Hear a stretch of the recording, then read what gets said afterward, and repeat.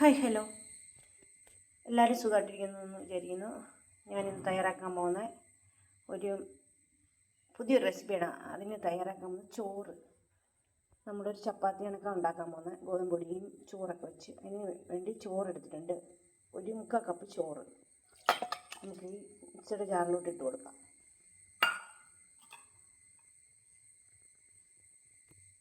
ഇനി ഇതിനകത്തോട്ട് കുറച്ച് ഉപ്പിട്ട് കൊടുക്കാം. എന്നിട്ട് ഒരു 3/4 കപ്പ് വെള്ളം ഒഴിച്ചു കൊടുക്കാം.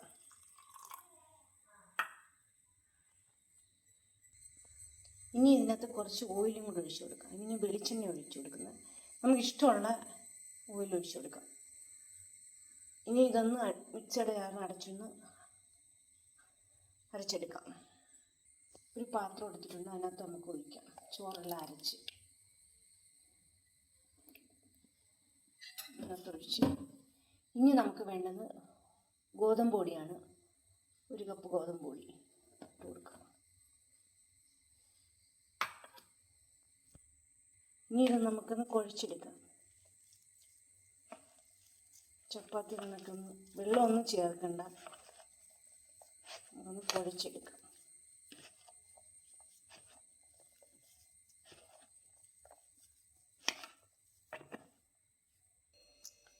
ഏകദേശം നമ്മൾ മാവെല്ലാം കുഴച്ച് വെച്ചു. ചപ്പാത്തിക്ക് കുഴയ്ക്കുന്ന കണക്ക് കുഴച്ച് വെച്ചു. ഇനി ഇതൊന്ന് ഒരു 5 മിനിറ്റ് ഇരിക്കട്ടെ.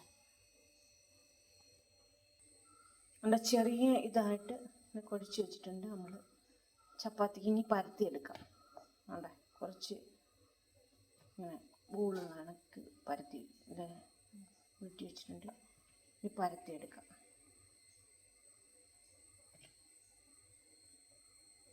ഇതേപോലെ ചപ്പാത്തി പരത്തുന്ന കണക്ക് പരത്തി വെച്ചിട്ടുണ്ട്.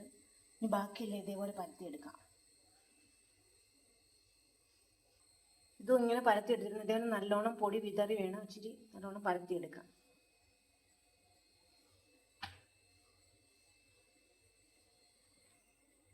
ഇങ്ങനെ ഓരോന്നോരോന്ന് നമ്മൾ പരത്തിക്കൊണ്ടിരിക്കുകയാണ്. ഇതേപോലെ പരത്തിയെടുക്കണം. ഇച്ചിരി പൊടി വിതറിയിട്ട് വേണം പരത്തിയെടുക്കാൻ. നമുക്ക് ഇട്ട് കൊടുക്കാം.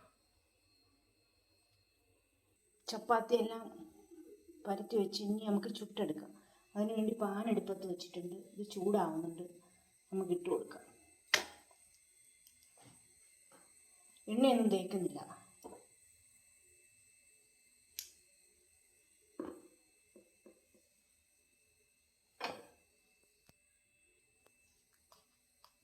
എണ്ണയൊക്കെ വരുന്നുണ്ട്. നമുക്ക് തവി വെച്ച് ഇങ്ങനൊന്ന് ആക്കി കൊടുത്താൽ മതി. എണ്ണയൊന്നും ചേർക്കണ്ട.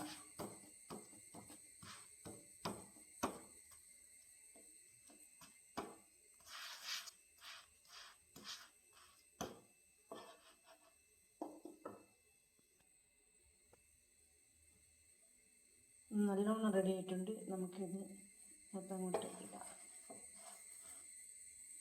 പാത്രത്തിലോട്ട് ഇടാം. ഇനി അടുത്തത് ഇട്ട് കൊടുക്കാം. നമുക്ക് എണ്ണയൊന്നും വേണ്ട. ഒരു തുള്ളി എണ്ണ പോലും ഇതിനകത്ത് അന്നേരം നമ്മൾ ഒഴിച്ചതേ ഉള്ളൂ. ഇതിനകത്ത് ഇപ്പം ചുടുന്നതിന് എണ്ണ ചേർക്കുന്നില്ല.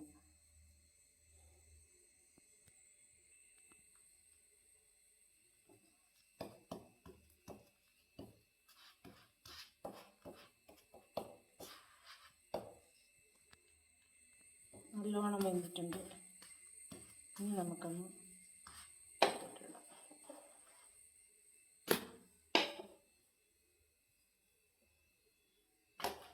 ആക്കി ചപ്പാത്തി കൊണ്ട് ഞാൻ ചുട്ടെടുക്കാം.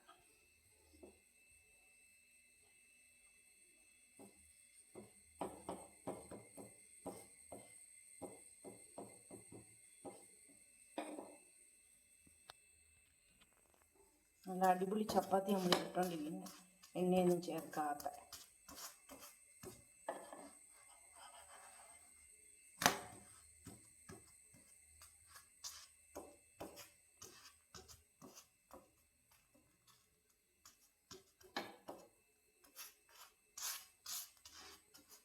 ഈ ചോറൊക്കെ ബാക്കി വരുന്നെങ്കിൽ ഇങ്ങനെ ഒന്ന് ചെയ്ത് ചുറ്റും നോക്കിയാൽ നല്ലതാണ്.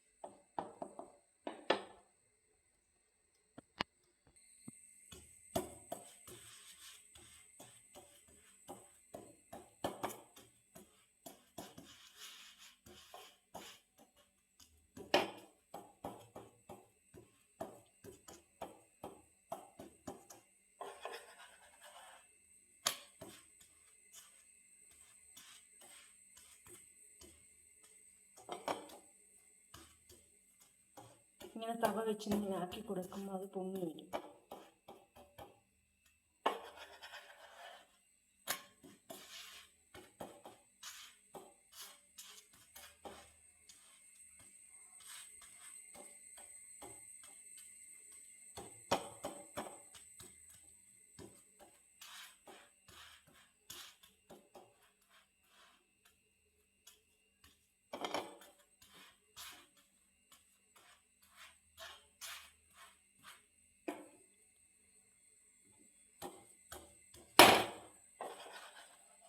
ചപ്പാത്തിയെല്ലാം നമ്മൾ ചുറ്റി വെച്ച് കഴിഞ്ഞു.